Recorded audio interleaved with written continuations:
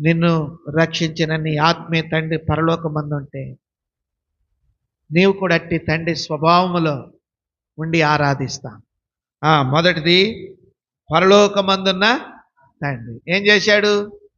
అక్కడుండి చూసి మన కొరకు తన కుమారుని భూలోకానికి పంపాడు. తర్వాత రెండోది పరిశుద్ధుడైన తండ్రి ఏం చేశాడు? తన కుమారుని రక్తము ద్వారా మనలను పరిశుద్ధపరిచాడు.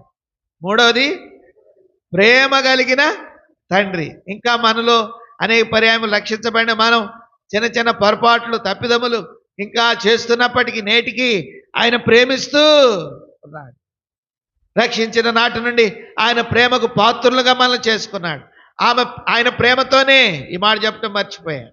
ఆయన ప్రేమతోనే తన దాసులను ఏర్పాటు చేసుకొని ఈ గొప్పదైన ప్రత్యక్షత అలనాడు భక్సింగ్ గారికి ఇచ్చాడు.